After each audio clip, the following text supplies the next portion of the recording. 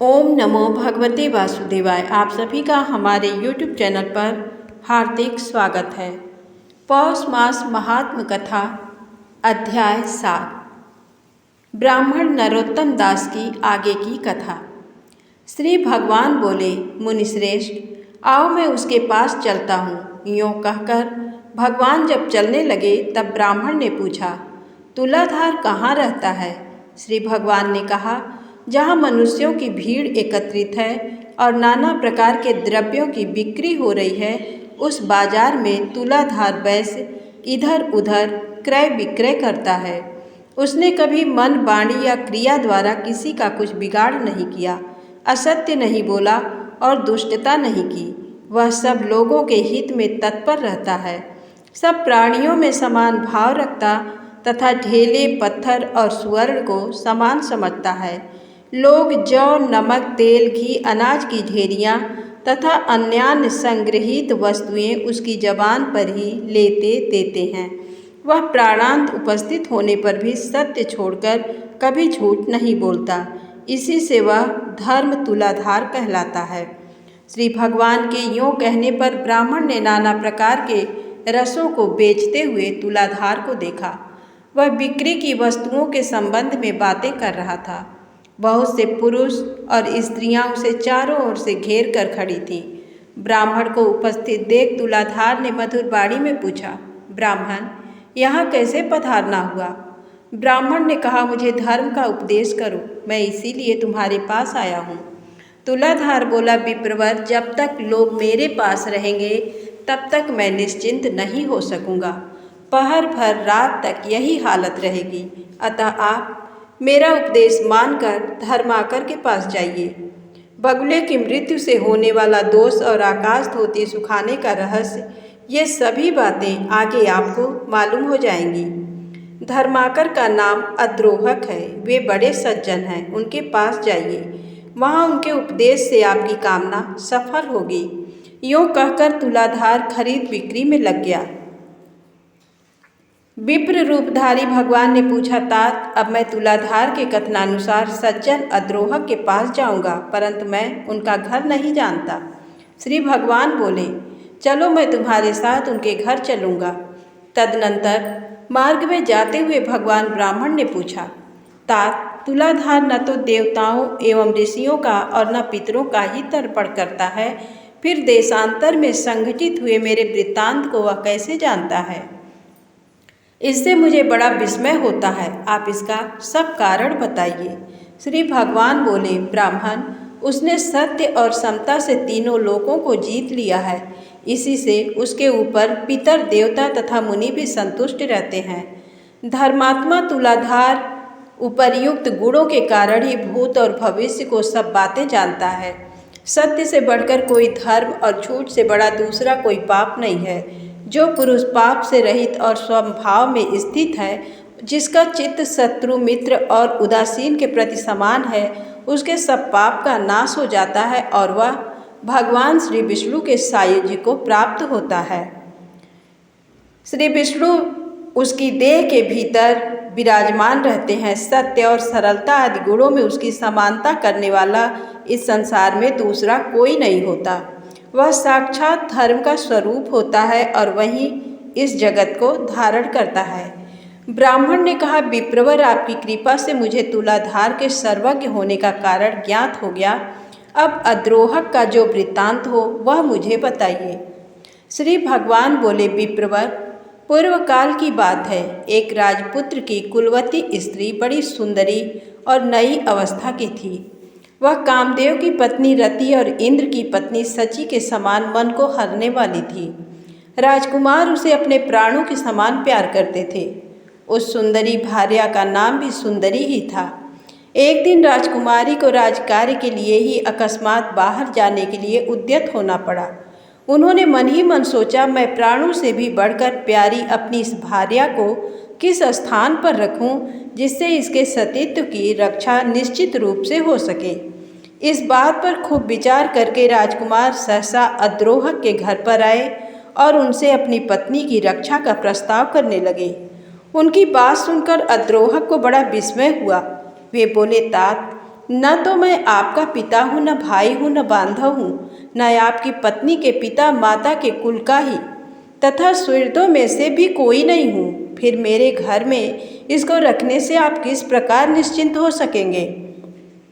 राजकुमार बोले, महात्मन, इस संसार में आपके समान धर्मज्ञ और जितेंद्रीय पुरुष दूसरा कोई नहीं है। ये सुनकर अद्रोहक ने उस विज्ञ राजकुमार से कहा, भैया, मुझे दोष न देना। इस त्रिभुवन मोहिनी भार्या की रक्षा करने में कौन पुरुष समर्थ हो सकता है? राजपुत्र ने कहा, मैं सब बातों का भली भांति विचार करके ही आपके पास आया हूँ। ये आपके घर में रहे, अब मैं जाता हूँ। राजकुमार के यूँ कहने पर वे फिर बोले, भैया, इस शोभा संपन्न नगर में बहुतेरे कामी पुरुष भरे पड़े हैं। यहाँ किसी स्त्री के सतीत्व की रक्षा कैसे हो सकती है? राजकुमार पुनः बोले, जैसे भी हो रक्षा कीजिए, मैं तो अब जाता हूँ। गृहस्थ अद्रोहक ने धर्म संकट में पड़कर कहा, तात, मैं उचित और हितकारी समझकर इसके साथ सदा अनुचित बर्ताव करूँगा और उसी अवस्था में ऐसी स्त्री सदा मेरे घर में सुरक्षित रह सकती है। अन्यथा इस अरक्ष्य वस्तु की रक्षा के लिए आप ही कोई अनुकूल और प्रिय उपाय बतलाइए। इसे मेरी सैया पर मेरे एक और मेरी स्त्री के साथ शयन करना होगा। फिर भी यदि आप इसे अपनी वल्लभा समझें तब तो ये रह सकती है, नहीं तो यहाँ से चली जाए।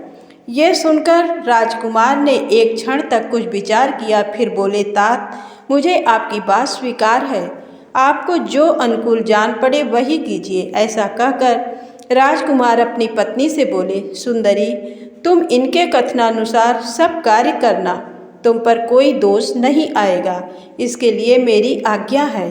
यूँ कहकर वे अपने पिता महाराज के आदेश से गंतव्य स्थान को चले गए। तदनंतर रात में अद्रोहक ने जैसा कहा था वैसा ही किया। वे धर्मात्मा नित्य प्रति दोनों स्त्रियों के बीच में शयन करते थे। फिर भी वे अपनी और पराई स्त्री के विषय में कभी धर्म से विचलित नहीं होते थे। अपनी स्त्री के स्पर्श से ही उनके मन में कामोपभोग की इच्छा होती थी।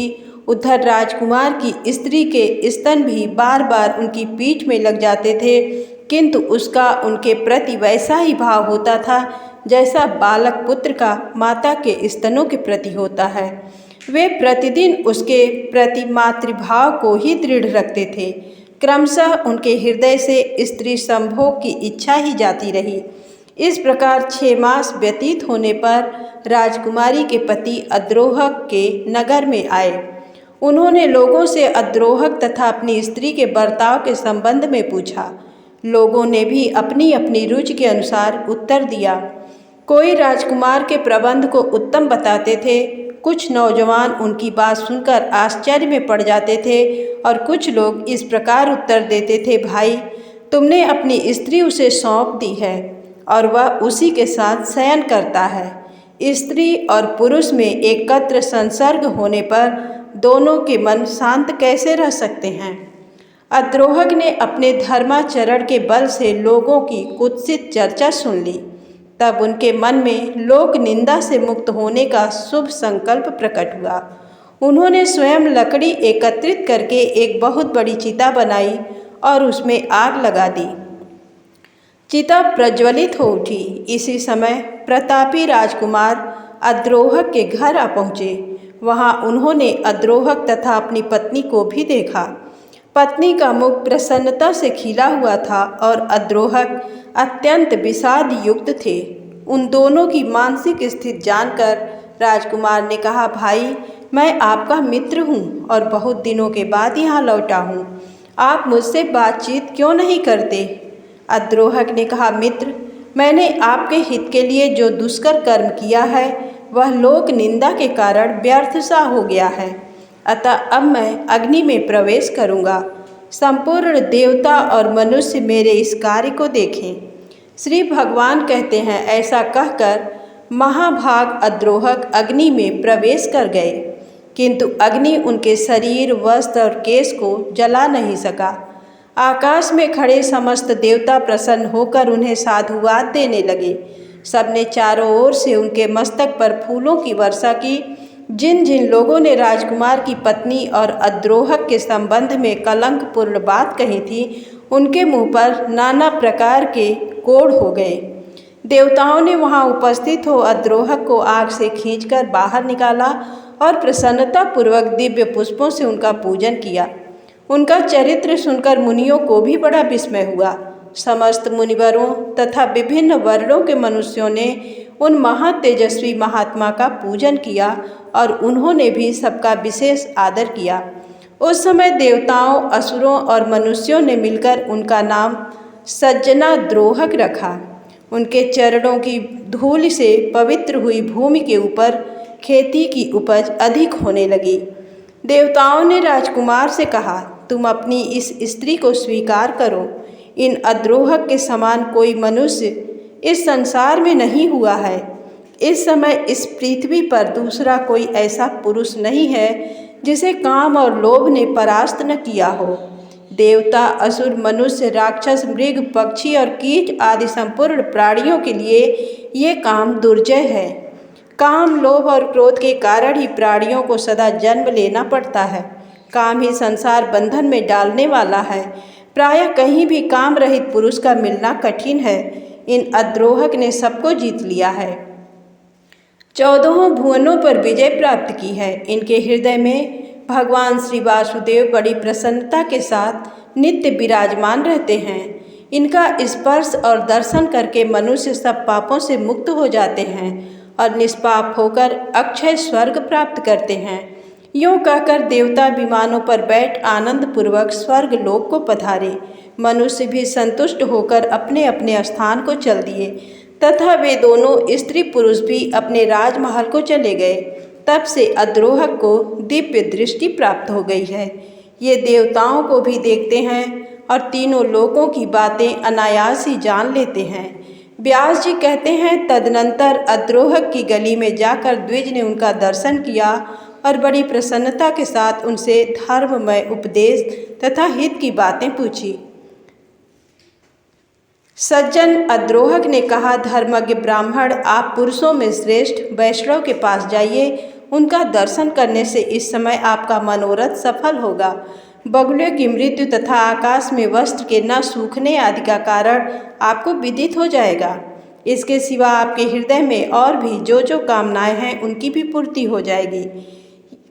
ये सुनकर वह ब्राह्मण द्विज रूपधारी भगवान के साथ प्रसन्नतापूर्वक वैष्णव के यहाँ आया। वहाँ पहुंचकर उसने सामने बैठे हुए शुद्ध हृदय वाले एक तेजस्वी पुरुष को देखा, जो समस्त शुद्ध लक्षणों से संपन्न एवं अपने तेज से देदीप्यमान थे। धर्मात्मा द्विज ने ध्यानमग्न हरिभक्त से कहा, महात्मन, मैं बहुत दूर से आपके पास आया हूँ। मेरे लिए जो जो कर्तव्य उचित हो उसका उपदेश कीजिए। वैष्णव ने कहा, देवताओं में श्रेष्ठ श्री हरि विष्णु भगवान तुम पर प्रसन्न हैं। इस समय तुम्हें देखकर मेरा हृदय उल्लसित सा हो रहा है, अतः तुम्हें अनुपम कल्याण की प्राप्ति होगी। आज तुम्हारा मनोरथ सफल होगा। मेरे घर में भगवान श्री विष्णु विराजमान हैं। वैष्णव के यों कहने पर ब्राह्मण ने पुनः उनसे कहा, भगवान श्री विष्णु कहाँ हैं? आज कृपा करके मुझे उनका दर्शन कराइए। वैष्णव ने कहा, इस सुंदर देवालय में प्रवेश करके तुम परमेश्वर का दर्शन करो। ऐसा करने से तुम्हें जन्म और मृत्यु के बंधन में डालने वाले घोर पाप से छुटकारा मिल जाएगा। उनकी बात सुनकर जब ब्राह्मण ने देव मंदिर में प्रवेश किया तो देखा विप्र रूपधारी भगवान कमल के आसन पर विराजमान हैं। ब्राह्मण ने मस्तक झुकाकर उन्हें प्रणाम किया और बड़ी प्रसन्नता के साथ उनके दोनों चरण पकड़कर कहा, हे देवेश्वर, अब मुझ पर प्रसन्न होइए। मैंने पहले आपको नहीं पहचाना था। प्रभो, इस लोक और परलोक में भी मैं आपका किंकर बना रहूं। मधुसूदन, मुझे अपने ऊपर आपका प्रत्यक्ष अनुग्रह दिखाई दिया है। यदि मुझ पर कृपा हो तो मैं आपका साक्षात स्वरूप देखना चाहता हूँ। भगवान श्री विष्णु बोले, भूदेव, तुम्हारे ऊपर मेरा प्रेम सदा ही बना रहता है। मैंने स्नेह बस्ती तुम्हें पुण्यात्मा महापुरुषों का दर्शन कराया है। पुण्यवान महात्माओं के एक बार भी दर्शन, स्पर्श, ध्यान एवं नामोच्चारण करने से तथा उनके साथ वार्तालाप करने से मनुष्य अक्षय स्वर्ग का सुख भोगता है। महापुरुष का नित्य संग करने से सब पाप का नाश हो जाता है तथा मनुष्य अनंत सुख भोग कर मेरे स्वरूप में लीन होता है। जो मनुष्य पुण्य तीर्थों में स्नान करके शंकर जी तथा पुण्यात्मा पुरुषों के आश्रम का दर्शन करता है, वह भी मेरे शरीर में लीन हो जाता है। एकादशी तिथि को जो मेरा ही दिन हरिवासर है, उपवास करके जो लोगों के सामने पुण्यमयी कथा कहता है, वह भी मेरे स्वरूप में लीन हो जाता है। मेरे चरित्र का श्रवण करते हुए जो रात्रि में जागता है, उसका भी मेरे शरीर में लय होता है। विप्रवर जो प्रतिदिन ऊंचे स्वर से गीत गाते और बाजा बजाते हुए मेरे नामों का स्मरण करता है, उसका भी मेरी देह में लय हो जाता है। जिसका मन तपस्वी राजा और गुरुजनों से कभी द्रोह नहीं करता, वह भी मेरे स्वरूप में लीन होता है। तुम मेरे भक्त और तीर्थ स्वरूप हो, किंतु तुमने बगुले की मृत्यु के लिए जो शाप दिया था, उसके दोष से छुटकारा दिलाने के लिए मैंने ही वहां उपस्थित होकर कहा कि तुम पुण्यवानों में श्रेष्ठ और तीर्थ स्वरूप महात्मा मूक चांडाल के पास जाओ। तात, उस महात्मा का दर्शन करके तुमने देखा ही था कि वह किस प्रकार अपने माता पिता का पूजन करता था। उन सभी महात्माओं के दर्शन से, उनके साथ वार्तालाप करने से और मेरा संपर्क होने से आज तुम मेरे मंदिर में आए हो। करोड़ों जन्मों के बाद जिसके पाप का क्षय होता है, वह धर्मज्ञ पुरुष मेरा दर्शन करता है, जिससे उसे प्रसन्नता प्राप्त होती है। वत्स, मेरे ही अनुग्रह से तुमको मेरा दर्शन हुआ है, इसलिए तुम्हारे मन में जो इच्छा हो उसके अनुसार मुझसे वरदान मांग लो।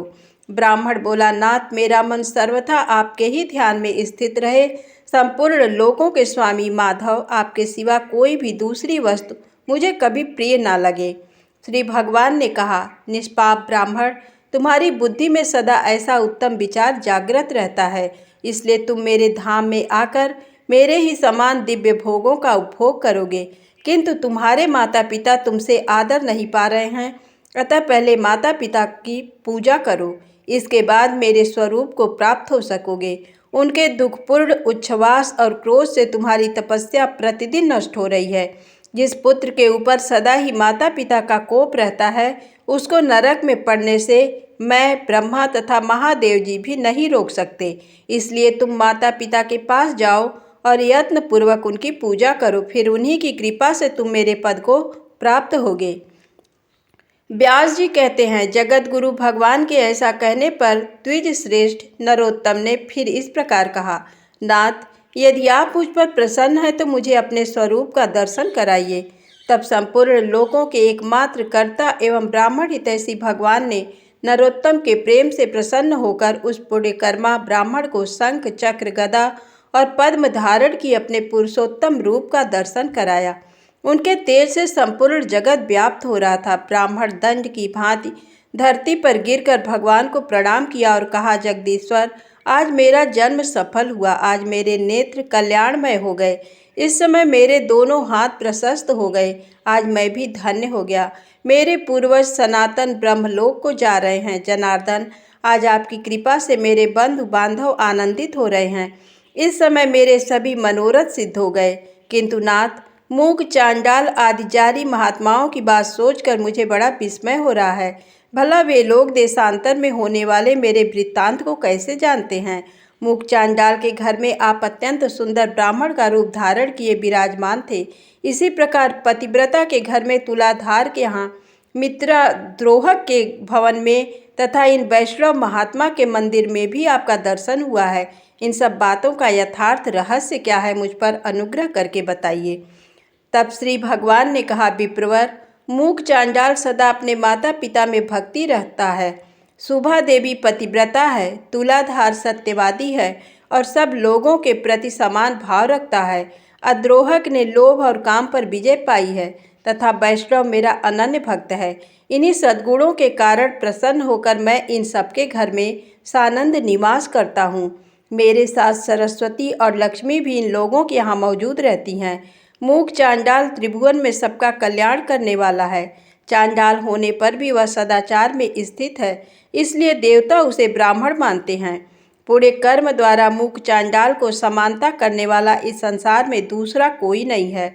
वह सदा माता पिता की भक्ति में संलग्न रहता है। उसने अपनी इस भक्ति के बल से तीनों लोकों को जीत लिया है। उसकी माता पिता के प्रति भक्ति देखकर मैं बहुत संतुष्ट रहता हूँ और इसीलिए उसके घर के भीतर आकाश में संपूर्ण देवताओं के साथ ब्राह्मण रूप से निवास करता हूँ। इसी प्रकार मैं उस पतिव्रता तुलाधार के, अद्रोहक के और इस वैष्णव के घर में भी सदा निवास करता हूँ। धर्मज्ञ, एक मुहूर्त के लिए भी मैं इन लोगों का घर नहीं छोड़ता। जो पुण्यात्मा है वे ही मेरा प्रतिदिन दर्शन पाते हैं, दूसरे पापी मनुष्य नहीं। तुमने अपने पुण्य के प्रभाव से और मेरे अनुग्रह के कारण मेरा दर्शन किया है। अब मैं क्रमशः उन महात्माओं के सदाचार का वर्णन करूंगा, तुम ध्यान देकर सुनो। ऐसे वर्णनों को सुनकर मनुष्य जन्म और मृत्यु के बंधन से सर्वथा मुक्त हो जाता है। देवताओं में भी पिता और माता से बढ़कर तीर्थ नहीं है। जिसने माता पिता की आराधना की है वही पुरुषों में श्रेष्ठ है। वह मेरे हृदय में रहता है और मैं उसके हृदय में। हम दोनों में कोई अंतर नहीं रह जाता। इहलोक और परलोक में भी वह मेरे ही समान पूज्य है। वह अपने समस्त बंधु बांधवों के साथ मेरे रमणीय धाम में पहुंचकर मुझ में ही लीन हो जाता है। माता पिता की आराधना के बल से ही वह नरश्रेष्ठ, मूक, चांडाल तीनों लोकों की बातें जानता है। फिर इस विषय में तुम्हें विस्मय क्यों हो रहा है? ब्राह्मण ने पूछा, जगदीश्वर, मोह और अज्ञान बस पहले माता पिता की आराधना न करके फिर भले बुरे का ज्ञान होने पर यदि मनुष्य पुनः माता पिता की सेवा करना चाहे तो उसके लिए क्या कर्तव्य है? श्री भगवान बोले, विप्रवर, 1 वर्ष, 1 मास, 1 पक्ष, 1 सप्ताह अथवा 1 दिन भी जिसने माता पिता की भक्ति की है वह मेरे धाम को प्राप्त होता है, तथा जो उनके मन को कष्ट पहुंचाता है वह अवश्य नरक में पड़ता है। जिसने पहले अपने माता पिता की पूजा की हो या न की हो, यदि उनकी मृत्यु के पश्चात वह साँड़ छोड़ता है तो उसे पितृभक्ति का फल मिल जाता है। जो बुद्धिमान पुत्र अपना सर्वस्व लगाकर माता पिता का श्राद्ध करता है वह जाति पूर्व जन्म की बातों को स्मरण करने वाला होता है और उसे पितृभक्ति का पूरा फल मिल जाता है। श्राद्ध से बढ़कर महान यज्ञ तीनों लोकों में दूसरा कोई नहीं है। इसमें जो कुछ दान दिया जाता है वह सब अक्षय होता है। दूसरों को जो दान दिया जाता है उसका फल 10,000 गुना होता है। अपनी जाति वालों को देने से लाख गुना, पिंडदान में लगाया हुआ धन करोड़ गुना और ब्राह्मण को देने पर वह अनंत गुना फल देने वाला बताया गया है। जो गंगा जी के जल में और गया, प्रयाग, पुष्कर, काशी, सिद्धकुंज तथा गंगा सागर संगम तीर्थ के लिए अन्नदान करता है उसकी मुक्ति निश्चित है तथा उसके पितर अक्षय स्वर्ग प्राप्त करते हैं, उनका जन्म सफल हो जाता है। जो विशेषता गंगा जी में तिल मिश्रित जल के द्वारा तर्पण करता है उसे भी मोक्ष का मार्ग मिल जाता है। फिर जो पिंडदान करता है उसके लिए तो कहना ही क्या है। अमावस्या और युगादि तिथियों को तथा चंद्रमा और सूर्य ग्रहण के दिन जो श्राद्ध करता है वह अक्षय लोक का भागी होता है। उसके पितर उसे प्रिय आशीर्वाद और अनंत भोग प्रदान करके 10,000 वर्षों तक तृप्त रहते हैं। इसलिए प्रत्येक पर्व पर पुत्रों को प्रसन्नता पूर्वक श्राद्ध करना चाहिए। माता पिता की श्राद्ध यज्ञ का अनुष्ठान करके मनुष्य सब प्रकार के बंधनों से मुक्त हो जाता है।